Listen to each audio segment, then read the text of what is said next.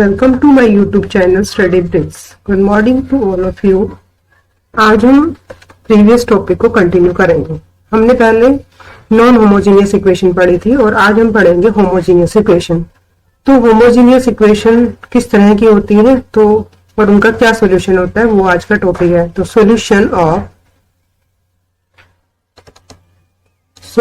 Of system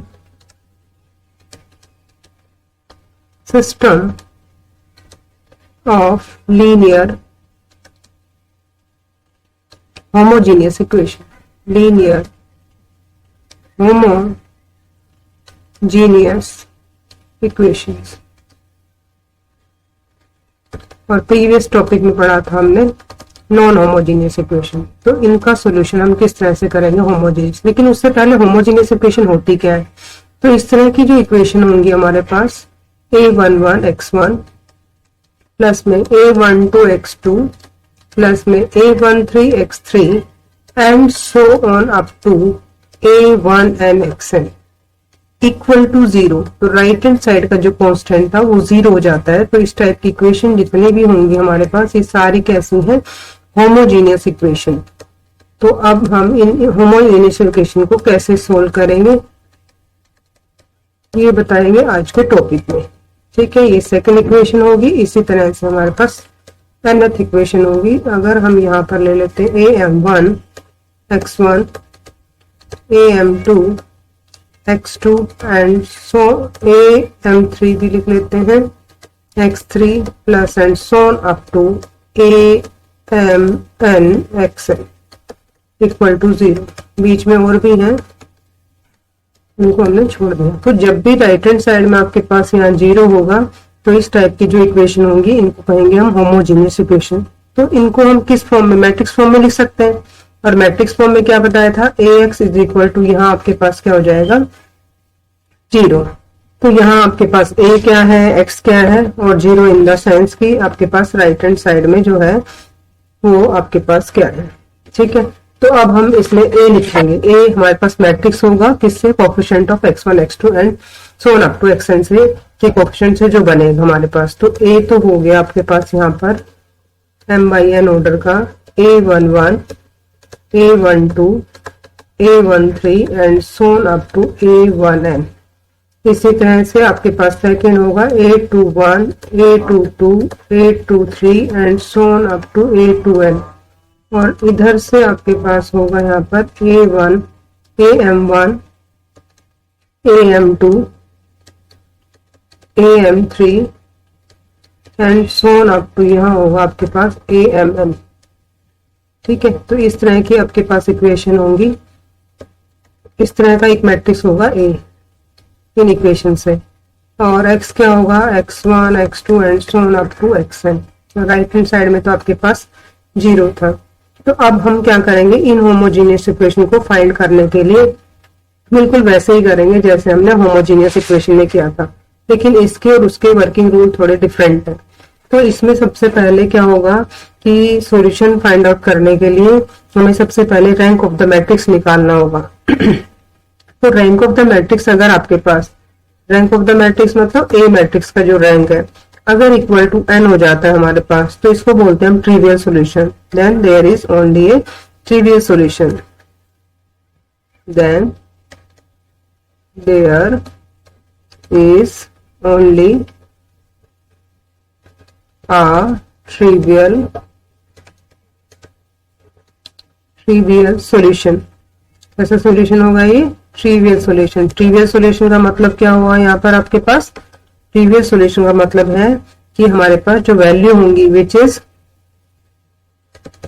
is x1 x2 x3 all are 0 xn also 0। तो इसको बोलते हैं हम ट्रिवियल सॉल्यूशन। लेकिन सेकंड कंडीशन क्या है, अगर हमारे पास एक रैंक ऑफ a है वो नंबर ऑफ अननोन n है मतलब तो उससे कम आता है हमारे पास, तो इसको हम रिड्यूस करेंगे which has non zero row and non zero rows में और नॉन जीरो कॉलम में। So the system is consistent and has infinitely many solution. तो इस केस में कैसे होंगे हमारे पास इनफाइनेटली मैनी सॉल्यूशन होंगे। तो ए को हम रिड्यूस कर देंगे जैसे हमने पीछे किया था उस तरह से। तो इस केस में हमारे पास कैसा सॉल्यूशन होगा, कंसिस्टेंट होगा और इनफाइनाइटली मैनी सॉल्यूशन होगा। तो सिस्टम हैज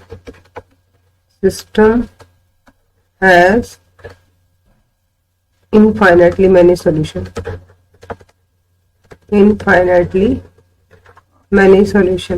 consistent है तो infinitely many solution। और थर्ड केस हमारे पास होगा कि अगर हमारे पास क्या बन जाए, ये m is equal to n, मतलब ये स्क्वायर मैट्रिक्स बन जाए। If m is equal to n, अगर ये स्क्वायर मैट्रिक्स बन जाए, then for non trivial solution,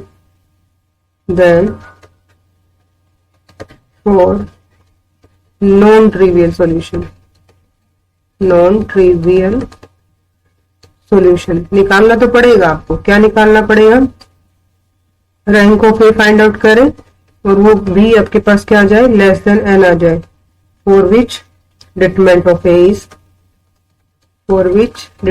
A is equal to 0।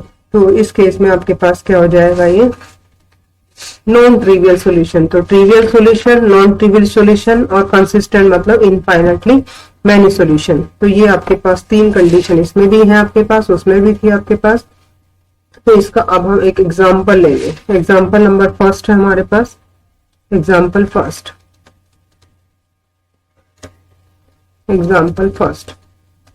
First में क्या करना है हमें कि सोल्व करना है फॉलोइंग सिस्टम ऑफ इक्वेशन को। तो solve the following system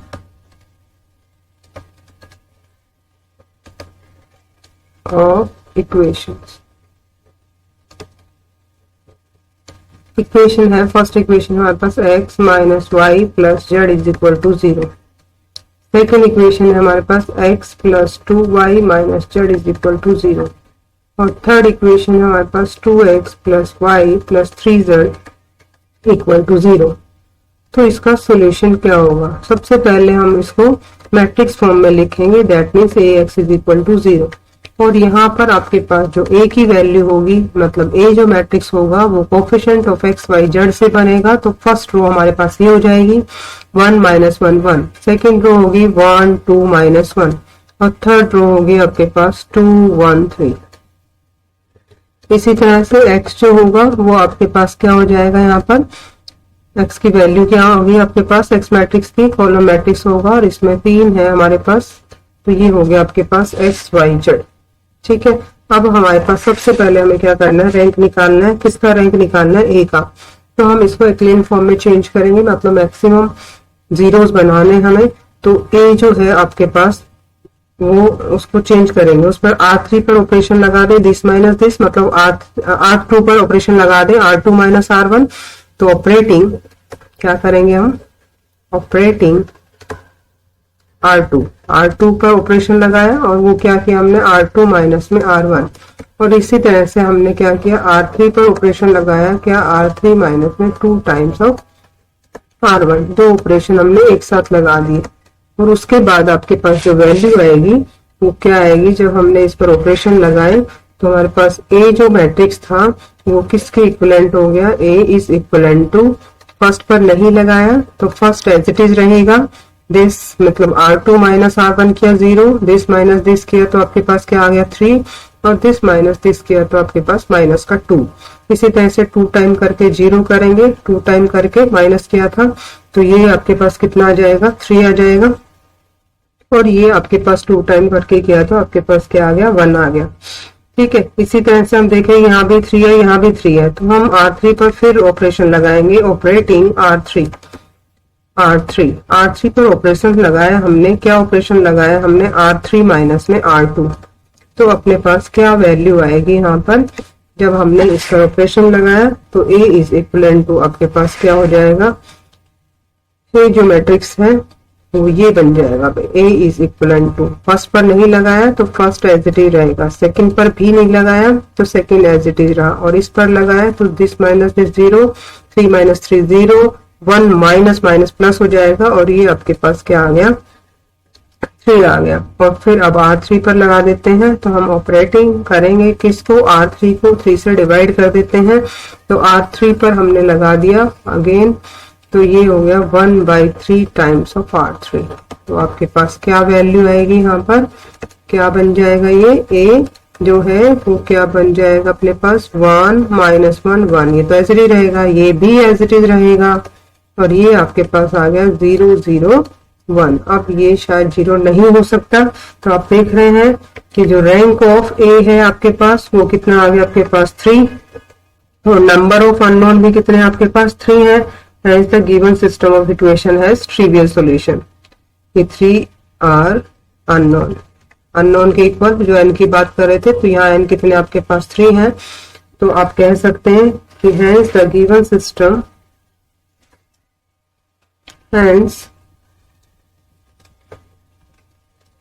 the given system, hence the given system of equation of equations has only trivial solution। कैसा सॉल्यूशन होगा इसका, ट्रिवियल सॉल्यूशन। तो इसका सॉल्यूशन होगा आपके पास ट्रिवियल। तो आप क्या कहेंगे, ट्रिवियल सॉल्यूशन में क्या बताया था मैंने, सभी वेरिएबल मतलब सभी अननोन की वैल्यू क्या होगी, 0 होगी। दैट मीन्स अननोन कितने थे, 3, कौन कौन से थे, x y z, और तीनों की वैल्यू क्या आ गई 0। तो ये था हमारे पास एग्जांपल नंबर फर्स्ट होमोजीनियस का, और इसको हमें क्या करना था, सोल्व करना था। इसी तरह से हम सेकेंड एग्जांपल ले रहे हैं इसका, example number second. Example second में क्या है हमारे पास, एग्जांपल सेकेंड एग्जांपल है, उसमें लिखा है कि सोल्व कंप्लीटली, इसको भी सोल्व करना है। इक्वेशन आपके पास दे रखी है, सॉल्व कंप्लीटली द फॉलोइंग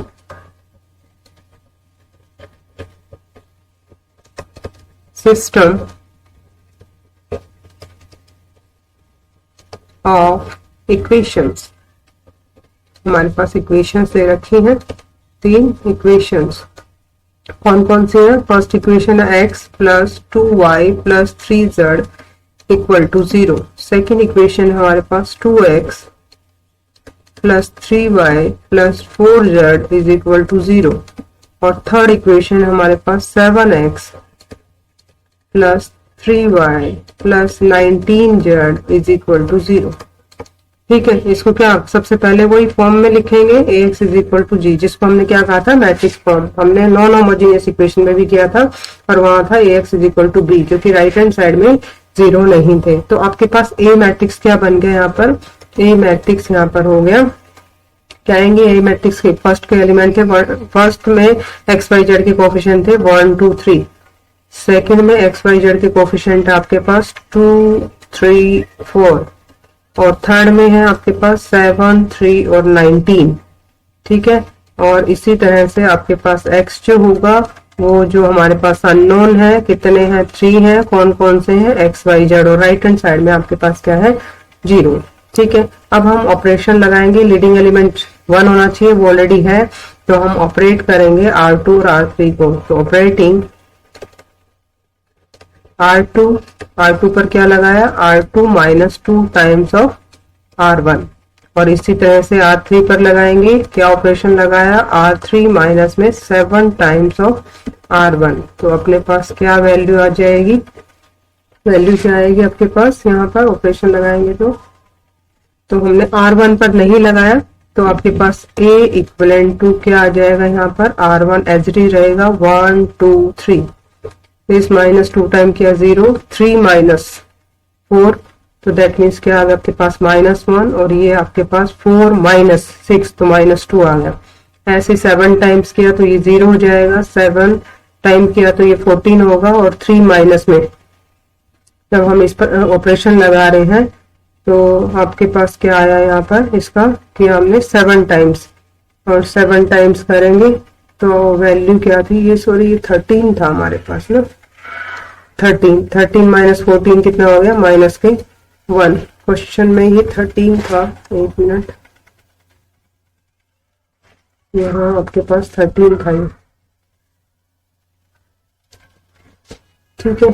तो ये 13 कर दिया हमने, तो -1 हो जाएगा।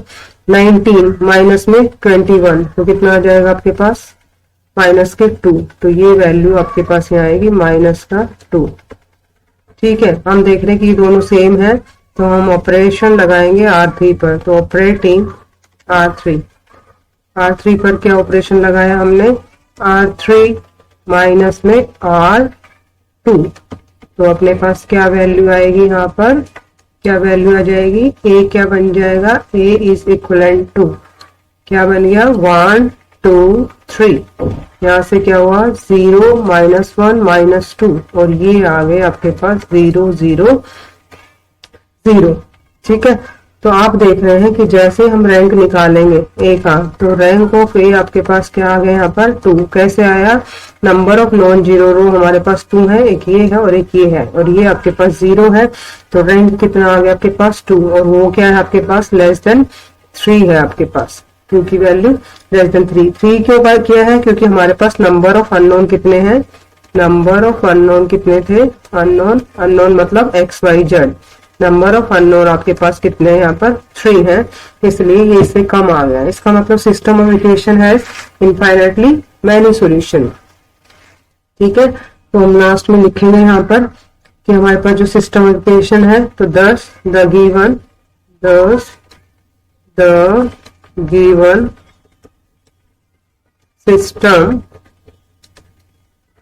Given system of equations given system of equations has infinitely many solution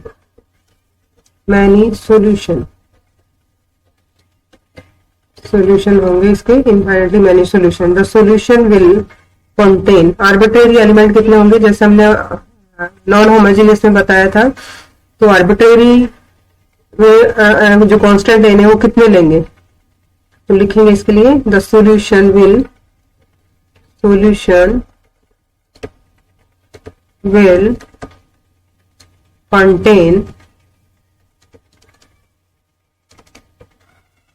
3 - 2 1 arbitrary constant, 1 arbitrary constant, ठीक है।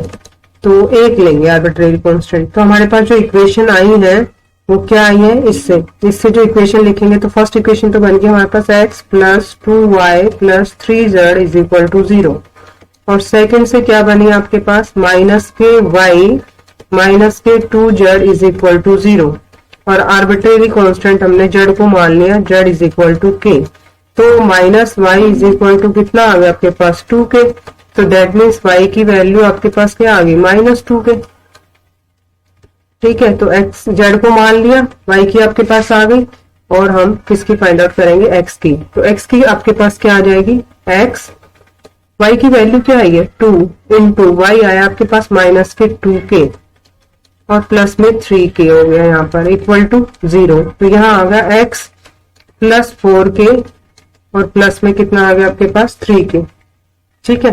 तो यहां से हम वैल्यू फाइंड आउट कर लेंगे इसकी, और आपके पास क्या आएगी इसकी वैल्यू, x की जो आएगी आपके पास, तो कितना आएगी x की वैल्यू, यहाँ से ये प्लस का था भाई, यहाँ पर +2 था, तो ये माइनस का 4 हो जाएगा, और ये इक्वल टू क्या हो गया 0। तो आपके पास x = क्या आ गया k, तो x = आपके पास क्या आ गई वैल्यू k आ गई। तो जनरल सॉल्यूशन आपके पास क्या हो गया, k इज आर्बिट्रेरी कांस्टेंट, तो x = k, y -2k, और z आपके पास क्या आ गया यहाँ पर k, ठीक है।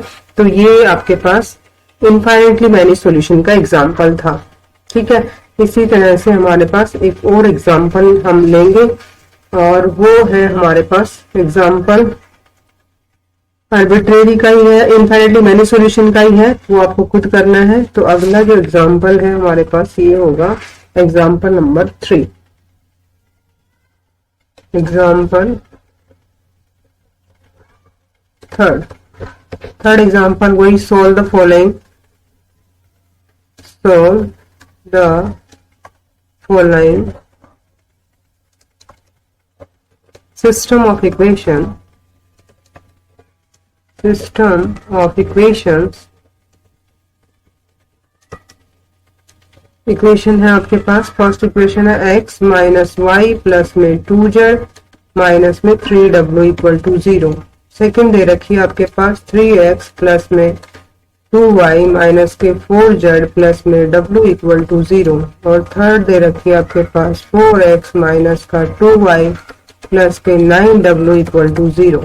ठीक है, तो वैसे ही करेंगे हम इसमें. ठीक है, तो ये आपको खुद ट्राई करना है. Try yourself. Try yourself. Thank you. Have a nice day.